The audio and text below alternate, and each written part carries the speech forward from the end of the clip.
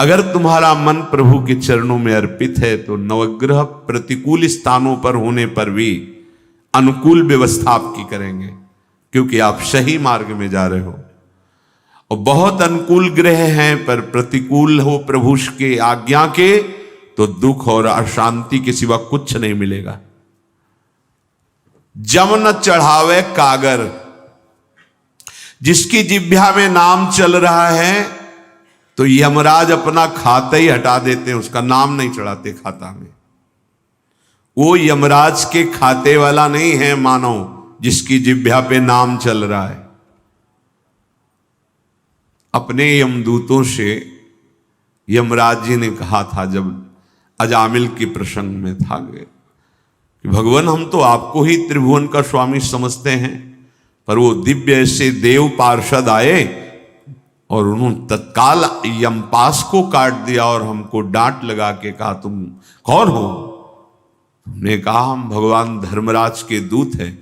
तो धर्म का ज्ञान है तुम्हें?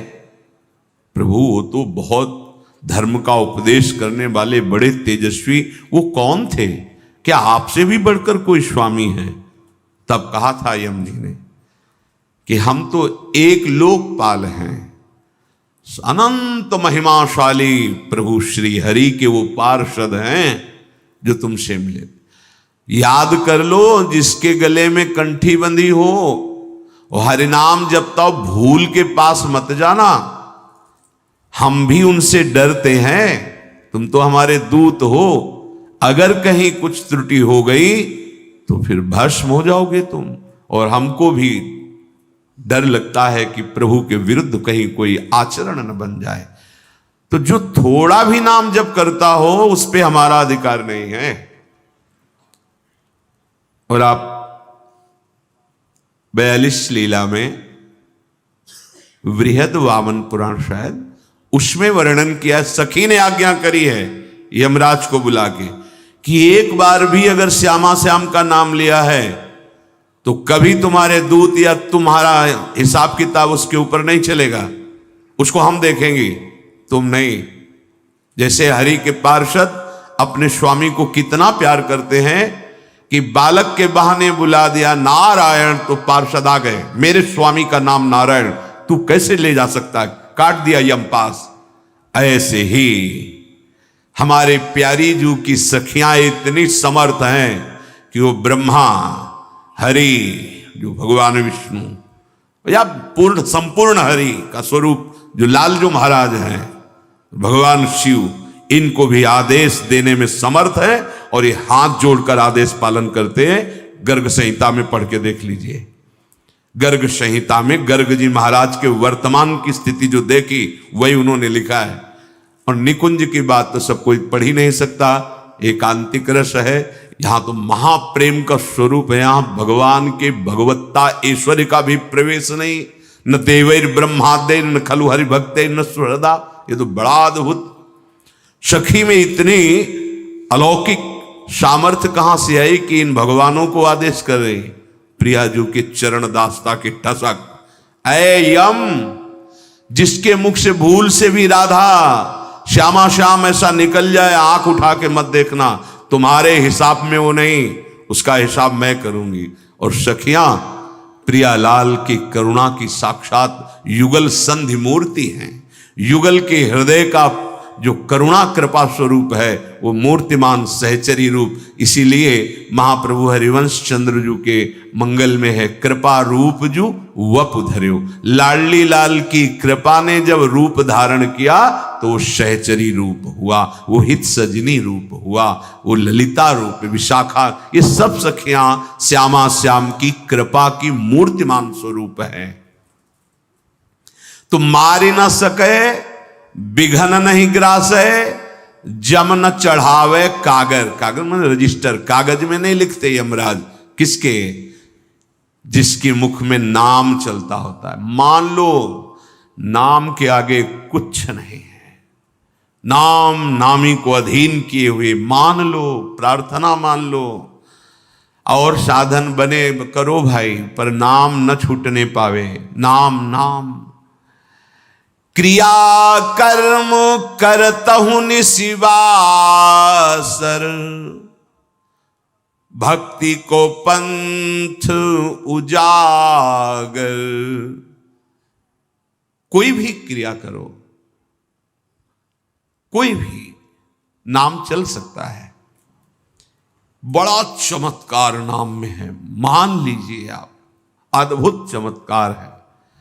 ये बाहरी माया के चमत्कारों को चमत्कार नहीं कहते, आंतरिक चमत्कार। काम शांत हो गया, अब तुम्हें गुस्सा नहीं आता, अब तुम्हें शारीरिक मोह नहीं रह गया, तुम्हारे हृदय में कोई इच्छा ही नहीं रह गई, कोई भी द्वंद्व तुम्हें विचलित नहीं, चमत्कार हो गया। अनंत जन्मों की विकृति शांत हो गई, अनंत जन्मों से हमें नष्ट करते चले आए शांत हो गए। आप त्रिभुवन विजेता हो गए, त्रिभुवन विजय, षड्विकार विजय प्राप्त कर लिया, त्रिभुवन विजेता हो गए। किसने करवाया ये? नाम ने, नाम पक्का। एक महापुरुष कह रहे थे, वृंदावन के रज के प्रभाव से तुम्हें सत्य कहते हैं। कई वर्षों मुझे कोई व्यक्ति दिखाई ही नहीं दिया, केवल नेत्रों में राधा नाम, राधा राधा, बिल नेत्रों में जिधर देखे राधा छा गया था, राधा राधा राधा।